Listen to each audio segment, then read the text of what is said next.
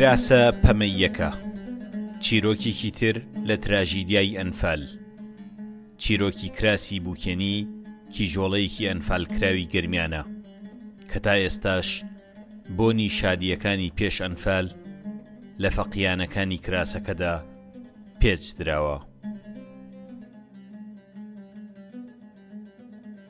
چیرۆکی کچێکە لە شاڵاوی ئەنفالە لە سەروبەندی ئەنفالکردنی خەڵکە لە ساڵی 1970 ئەم کچە مارەبڕ ئەبێ کە مارەبڕینەکەی ئەکات و دوای 3-4 ڕۆژ لە مارەبڕینەکەی بۆی هەڵسێ ئەو دەسە گوڵانەی بۆی کراون بیچنێت و ئەو جلانەی بۆی ئامادەکراوە بیبابی دوورێ دەستە جلەکەی باتە لا یەکێک لە بەرەک دوورەکانی ئەو سەردەمە لە دێکەی خۆیان جلەکان ئەدا بە خەیاتەکە و بۆ خۆی ئەگەڕێتەوە لە دوای 2 ڕۆژ لەوە بەسەراتنی کارەساتی ئەنفال و شاڵاوی ئەنفال بەردێکانەکەوێ ئەم کچە وەناو ئەکەوێت لەگەڵ شاڵاوی ئەنفالە. ساڵی 2016 بۆ یەکەم جار سەری ئەو باوەڵم هەڵدایەوە لەو ماڵەیە کە چیرۆکی ئەو کچیان بۆ باسکردم خوشکەکانی بینی بورانەوە کە سەری باوڵەکەمان نایەوە، ینی بۆنێکی تایبەت بۆ جۆرەی کە ئەڵێن بۆنی مسک و عەمبەر ئەو بۆنە لەو جلانە ئەهات کە بۆ ساڵی 2016 بۆ یەکەم جار من سەری ئەو باوەڵم هەڵدایەوە.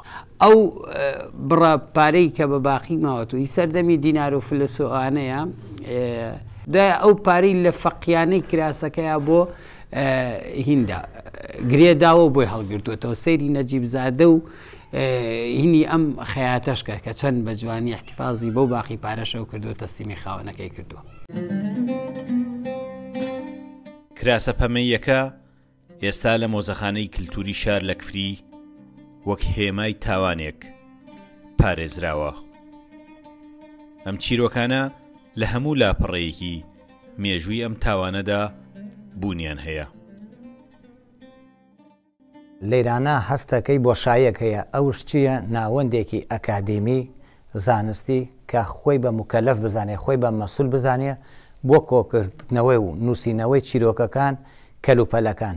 ڕەنگە کوڕەکەی من نەوەکەی من ئێستا ئاشنایە بە ئەنفال، بەس بۆ چەند ساڵێکی تر بۆ جیلی داهاتوو باسی ئەم چیرۆکانە بکەی کێ بڕوامان پێکە ئەوێ ئەمانەیمە بکەینە ئەمری واقع. چیرۆکە تراژیدیەکانی ئەنفال نەیەکێکە و نەدوان و نەهەزار. لێرەش خاڵی کۆتاییان بۆ دابنین لە هۆش و دەرونی کە سوکاری قوربانیاندا زامێکە و قەتماغە نابەستێت. سامانکەریم کورتچاد نیوز کفری.